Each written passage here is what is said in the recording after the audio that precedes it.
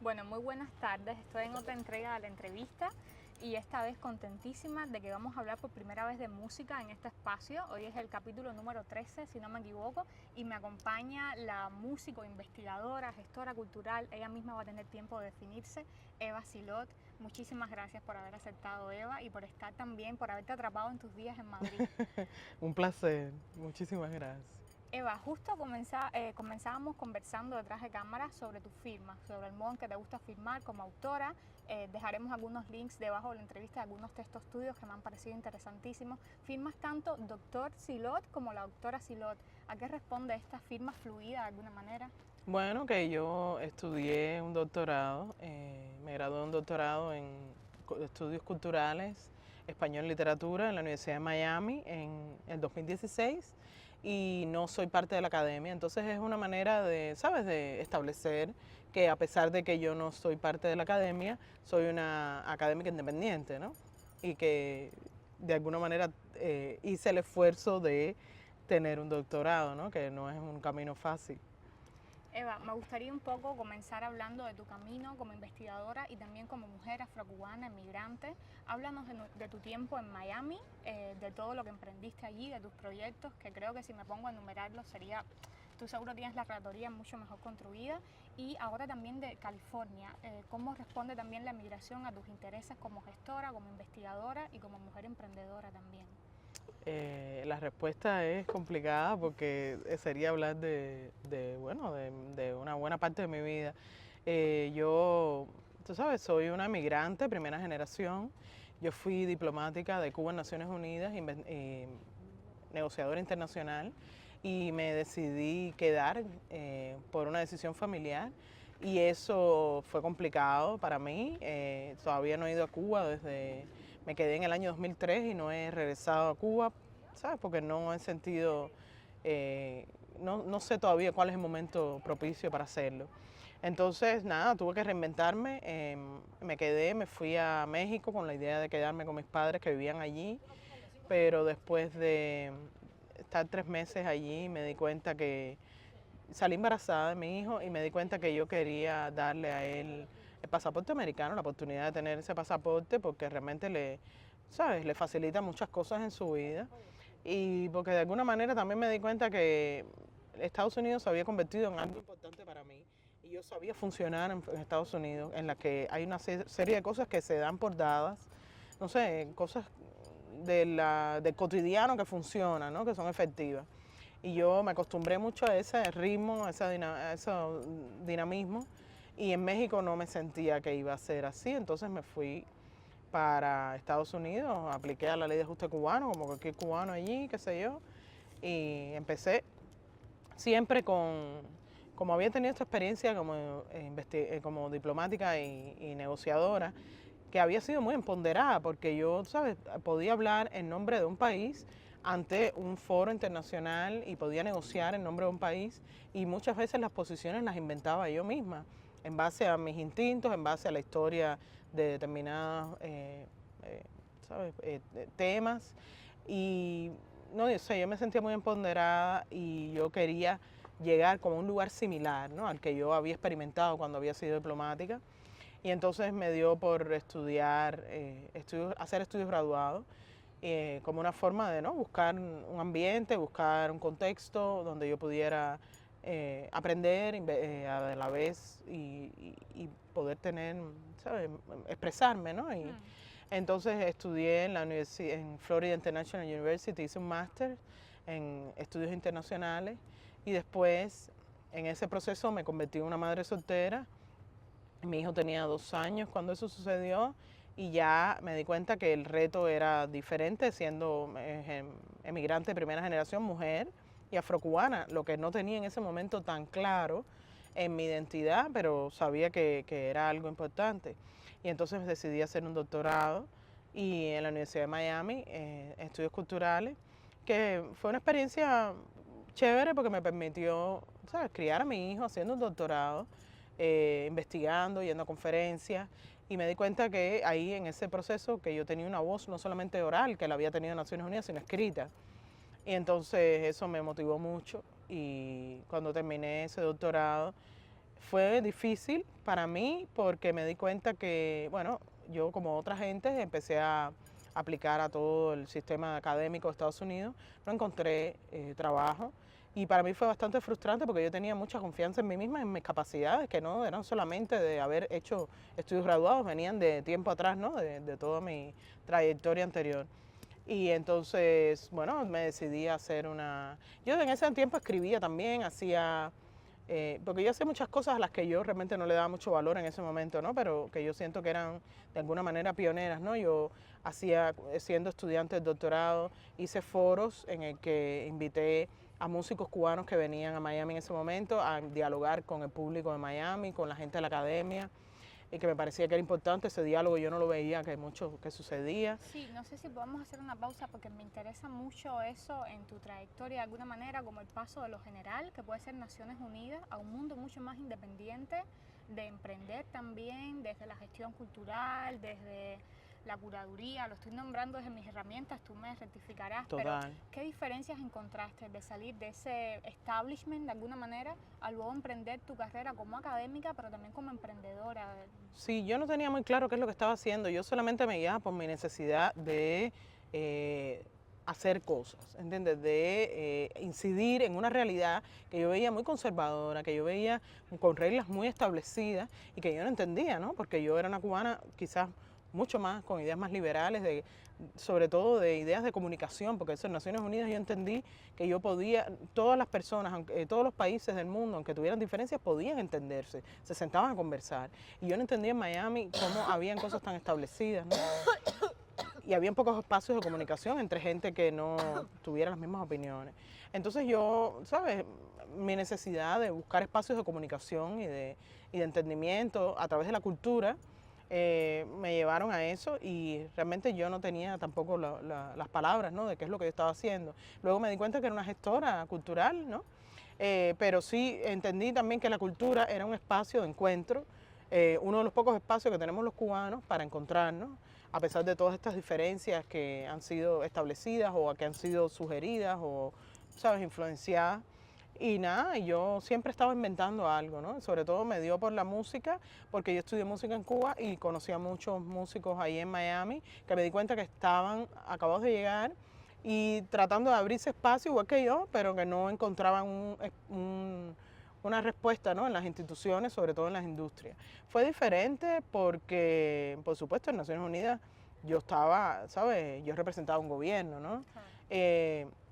Aunque yo tenía bastante independencia porque mi comisión en Naciones Unidas, donde yo trabajaba, era de asuntos administrativos y presupuestarios. Entonces no le daban tanta importancia desde el punto de vista político, lo que a mí me daba, para mí era muy bueno porque me daba la posibilidad de yo poder improvisar bastante, ¿no?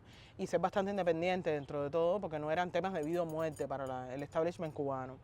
Y ahí, pero de todas maneras aprendí muchísimo ahí, ¿no? Y siendo en la academia era otro mundo en el que yo me di cuenta que tenía que abrirme paso, que había muchas tradiciones, sobre todo mundos muy patriarcales, en el que mujeres afrocubanas, emigrantes, primera generación independiente, casi no existían, sobre todo en departamentos de estudios de español. Y entonces, nada, eso me motivó más todavía, ¿no? Porque yo sentía que había muchas cosas que estaban pasando en Cuba, muchas cosas que estaban pasando en Miami, que la academia no tenía la menor idea, no reflejaba, no reflexionaba sobre ellas. Y yo decía, bueno, esta es mi oportunidad de actualizar estos temas, ¿no? Y realmente conté con apoyo hasta cierto punto, pero realmente cuando me gradué del doctorado me di cuenta que no tenía realmente, no sentí ese apoyo porque fue difícil. Yo me vi de pronto es decir, con mi hijo, siendo madre independiente, madre soltera, con un título maravilloso, pero sin posibilidades de trabajo, no tuve trabajo, tuve que hacer chofer de Uber, tuve que ser maestra sustituta. Es decir, que a pesar de la confianza que tenía en que yo estaba invirtiendo para poder, ¿sabes?, cristalizar todas esas capacidades que yo tenía y de esas inquietudes, me fue un poco difícil. Yo lo que traté de hacer una empresa que porque me di cuenta que había una necesidad de booking, porque hay muchísimo talento en Miami, pero no tienen ese respaldo de booking agencies que realmente los contraten. Y entonces yo quería hacer eso y traté de organizarlo durante un año. No me fue fructífero porque nada, no conté con el apoyo que yo estaba esperando obtener en ese momento, a pesar de que yo, ¿sabes?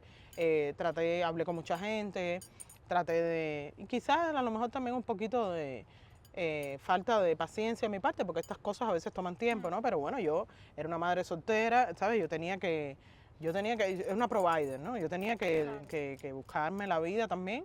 Y entonces, nada, también lo que hice fue buscar otras formas, ¿no? Cuando vino la pandemia, hice un podcast.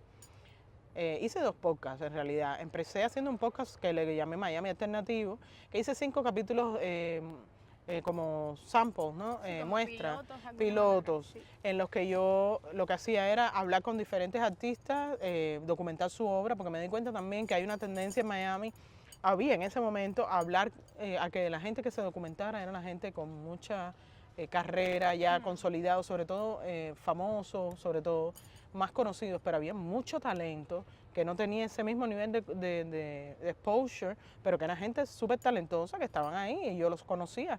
Y entonces me dio por empezar a documentar eso. Y hice este podcast de 5 capítulos pilotos en colaboración con otra Y gente. quería preguntarte también un poco por eso, viéndolo a casi 20 años de distancia, yo creo que Miami en algún momento como que se encargaba de tomar ese talento que venía de Cuba, que decidía quedarse, pero yo creo que ha generado un capital autónomo de artistas. ¿Tú crees que eso tiene espacios ya donde registrarse? ¿Esos artistas cuando llegan tienen algún mecanismo para insertarse que haya mejorado en estos últimos 20 años? O sea, si la tú del pasado llegara ahora a Miami, ¿con qué se encontraría? ¿Con qué escenario? Yo no sé realmente si hay instituciones que le brinden ese apoyo al talento tan increíble que hay en Miami. Yo siento que hay, ¿sabes? Alguna gente, lo que ha pasado yo siento en Miami es que la gente se ha autofinanciado, autogestionado. La gente ha aprendido a ser independiente, pero que se mantienen a un nivel local, ¿no? No llegan a acceder a las grandes industrias que tienen sede en Miami, que tienen unas narrativas bien específicas, como son muy comerciales, ¿no? Y solamente creo que promueven talento que sea extremadamente comercial o que tenga esos parámetros bien establecidos, que a veces son un poco simplistas, ¿no? En cuanto al arte que promueven. Yo tengo la esperanza, realmente, más que nada, porque me he desconectado un poco, hace 3 años ya no vivo allá, pero tengo la esperanza de que las cosas estén cambiando un poco, sobre todo con gente, las nuevas generaciones que están llegando, que las veo muy emprendedoras, ¿no? Como gente como tú, etcétera. Pero yo siento que falta mucho por hacer, sobre todo en pues, crear instituciones que brinden apoyo a todo el talento cultural que hay en Miami y sobre todo que miren a toda la diversidad de voces que hay en Miami, ¿no?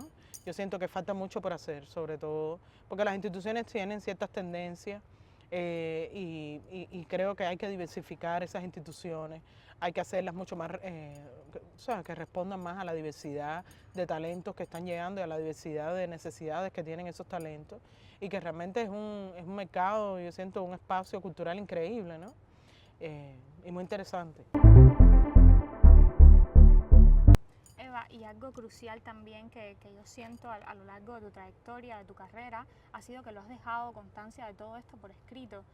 Leía un poco en estos últimos días del libro que me enviaste, de tu último libro, y me parece una cosa tan necesaria también. O sea, mi campo no es la música, pero conversamos que es un territorio donde yo siento que hay que quitar el filtro de lo político para no perder muchísimos referentes, muchísimos nexos que yo siento que de alguna manera tú desde la diáspora has intentado hacer con la isla. Leí algo sobre ti en la revista MPM, que es de unos chicos que están en la isla, como de tejer lazos también para no perder referentes, información. Coméntame un poco de tu carrera editorial, de los libros, y si hay algún plan a futuro también con alguna otra publicación, pues nos encantaría saber. Sí, yo me di cuenta que, bueno, te digo, encontré mi voz escrita en el doctorado y desde el que estaba allí me puse a hacer artículos, sobre todo entrevistas a todos estos músicos que yo sabía que existían, que hoy en día son muchos de ellos reconocidos, famosos, pero en aquel momento casi nadie escribía sobre ellos. Sobre todo cantautores, jazzistas, músicos que se estudiaron en el sistema de escuelas de arte en la isla, y siempre me interesó reflejar, documentar, tú sabes, la historia de esta gente por el talento extraordinario que tienen todos ellos, ¿no? Y que yo sentía que había poco reconocimiento de ese talento. Luego, estando, bueno, haciendo mis estudios, en el máster empecé a escribir, ¿no? Sobre todo esto, y lo aumenté en el doctorado, hice mi tesis. Y bueno, nada, después cuando terminé dije, bueno, yo voy a llevar esto a un libro porque me interesa, tú sabes, publicar. Este es mi primer libro en realidad y me siento muy orgullosa de él, simplemente porque es eso, es una reflexión en la que yo estoy tratando de documentar desarrollos importantes en la cultura cubana, de la diáspora, que usualmente nadie toma, es decir, nadie le presta mucha atención porque no son los más políticamente visibles, porque no son los más comercialmente visibles. Sin embargo, yo siento que el talento que hay en cada uno de estos músicos es muy importante y que hoy en día estamos viendo los resultados, estamos viendo ya el legado en generaciones posteriores como Daimé Arocena, como muchos músicos que vienen de este legado de Gemma y Pavel, desde Gonzalo Rubalcaba.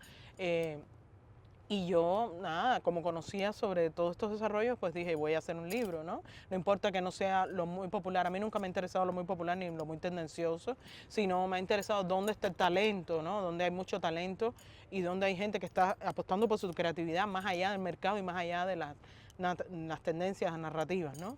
Y entonces por eso hice este libro, ahora acabo de publicarlo.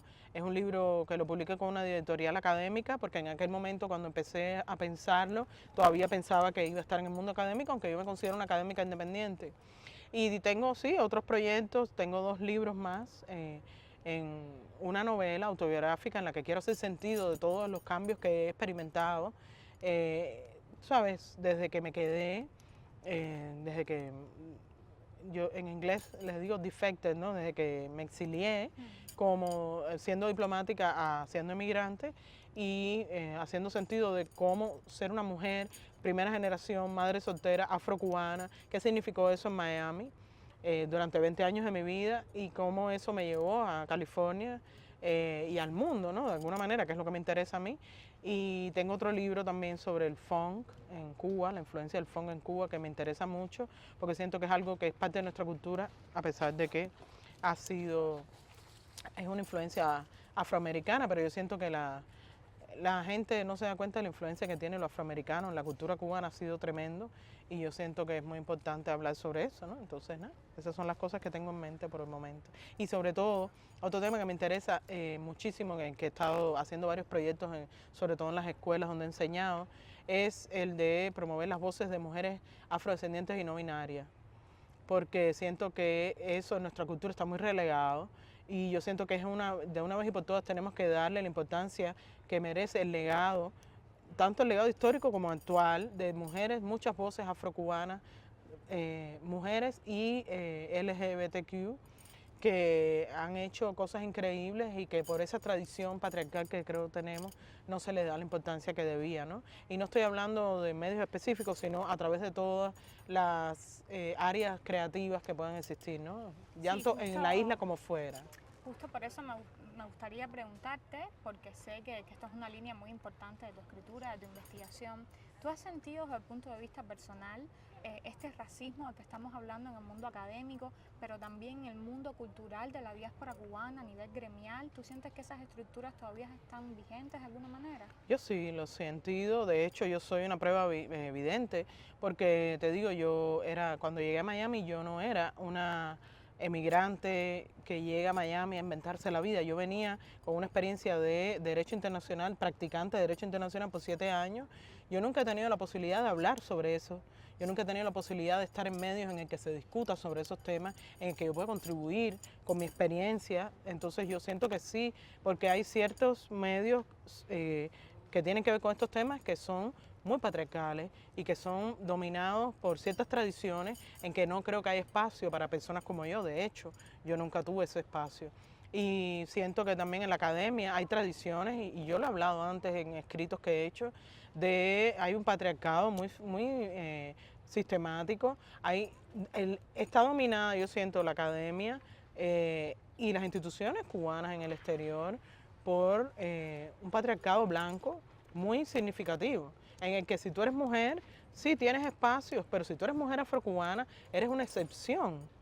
No, realmente. Y yo siento que la cultura cubana es tan diversa. Claro. Es una de las culturas más afrodescendientes del Caribe.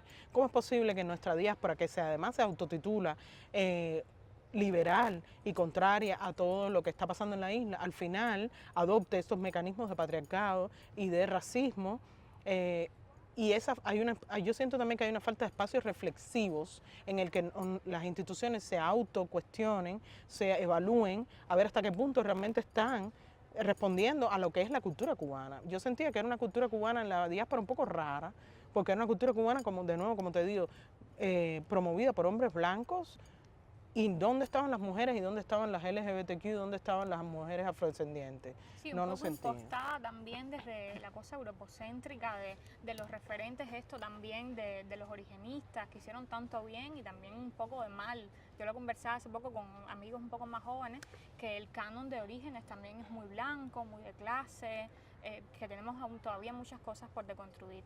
Mira, José María Vitier en un libro hace una crítica a Gertrudis Gómez de Avellaneda, que yo recuerdo mucho cuando estudié literatura, y la idea era simplemente porque era mujer, ¿entiendes? Y así hay millones de ejemplos. Y eso que Gertrudis Gómez de Avellaneda era una mujer blanca, pero así, hay una ¿cómo se dice? ¿Cómo diríamos? Una jerarquía de discriminación en la que estos hombres blancos se sienten que son los que deben ocupar todos los lugares, después le dan ciertos espacios a mujeres blancas, pero las mujeres afrodescendientes y las voces LGBTQ son absolutas minorías o no existen, y eso se ha normalizado. Yo no sé si hay una idea de que eso de que se necesita algún espacio en el que se haya algún tipo de evaluación de esas situaciones, porque eso no responde para nada a la diversidad, como te digo, de nuestra cultura, y a la diversidad de voces y a la cantidad de gente que se han preparado y que tienen cosas que decir o cosas que están... Mira, hay muchísimos proyectos independientes en la diáspora que yo no siento que tienen el apoyo de las instituciones, que están desconectados de las instituciones. Yo siento que tiene que haber un esfuerzo, y yo de alguna manera traté de contribuir, y estoy tratando con mis cosas, de contribuir a que haya un entendimiento entre las instituciones, un acercamiento a los proyectos independientes que existen, porque si no, ¿de qué están hablando las instituciones? ¿Entiendes? Claro. Eva, a mí me gusta concluir las entrevistas también como conociendo este lado más humano de los activistas, de los actores culturales de la diáspora cubana. Y bueno, quería preguntarte si hay algún ritual, alguna manía, de alguna manera que tienes antes de comenzar a escribir. A mí me gusta, bueno, yo hago mucho hiking. Tú sabes, a veces cuando me trago, o cuando me trago, cuando estoy pensando demasiado en algo, lo que hago es me voy haciendo, bueno, senderismo, se dice en español, ¿no? Ahora que estoy en California, eso se ha convertido en una parte importantísima de mi vida. En Miami iba a la playa. Siento que, ¿sabes? Cuando uno tiene las ideas que está, no sé, que estás un poco confusa o que estás pensando demasiado, que me pasa a mí a cada rato, en la cantidad de cosas que quieres hacer, pues yo me voy a la naturaleza y ahí encuentro ese lugar de aclararme todo, tú sabes, de coger esa pausa y entender las cosas de otra perspectiva, ¿no? Y eso es algo que yo siento que es muy importante. También journalism, ¿cómo se dice en español? Se me ha olvidado. Es como llevar un diario. Llevar un diario, sí. Eso me ha ayudado mucho, sobre todo porque, te digo, yo soy muy pensadora y es decir, ese ejercicio de la palabra escrita a mano a mí me ayuda mucho a desentrañar, ¿no? Cosas que a veces no tienen ninguna importancia, a la que le estoy dedicando mucho tiempo, que no me dejan ver otras cosas que están pasando, ¿no? Que son importantes. Y también, bueno, yo he hecho yoga, que eso me ha ayudado, meditación también, es algo que va y viene en mi vida, pero que siempre me ha ayudado, ¿no?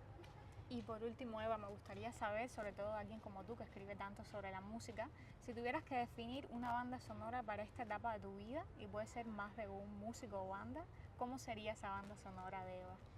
Mira, hay precisamente dos de las bandas, de los artistas preferidos míos, están en Madrid. Ayer yo vi a una que es Daimero Sena. Total, eso sería por la fuerza, por la energía, por ese talento increíble, por esa honestidad que tiene de empoderar a través de su historia personal a tanta gente. Eso me parece genial. Y además la fuerza que tiene como talento musical es increíble. Y la fusión, que es lo que trata mi libro, esa fusión de la música cubana con cualquier tradición del mundo de música. Esa es una. Y la otra sería Alain Pérez, que va a estar este fin de semana. Y a mí me gusta muchísimo lo que hace Alain Pérez, porque siento que él está, todo ese legado de la música cubana bailable, de la música afrocubana, él lo ha actualizado de una manera bien personal y siento que lo ha complejizado, ¿no? Y además ha creado ese diálogo con el bailador desde ese lugar de la complejidad, ¿no? Y a mí me parece fascinante lo que está haciendo él con la música cubana. Esas son dos bandas que, tú sabes, son muy recurrentes en mi vida y que yo escucho mucho cuando me dan ganas de darme ánimos, ¿no? A mí misma. Y da la casualidad que están aquí, los voy a ver, ¿no? Ya fui a ver a Daimé y iré a ver a Alain también en estos días. Bueno, Eva, lo que me queda es recomendar muchísimo esos 5 capítulos de esa serie, de ese programa que llevaste en Miami, que me parece que le tomaste el pulso cultural también a una Miami ahí, un momento muy interesante. A remitir también a todos los que estén viendo la entrevista que busquen tu trabajo, eres conocidísima, pero los más jóvenes que lo hagan también, y a pedirte que sigas recurriendo a esos rituales para que no pare tu cabeza y esa tormenta de ideas que ha hecho que lleves tantos años de actividad y de una carrera tan interesante y tan ecléctica. Muchas gracias, Eva, por el regalo de conocerte y de estar aquí hoy. Gracias a ustedes, estoy emocionada porque estamos en sintonía. Gracias por lo que hacen y por lo que son. Gracias. Gracias. Eva.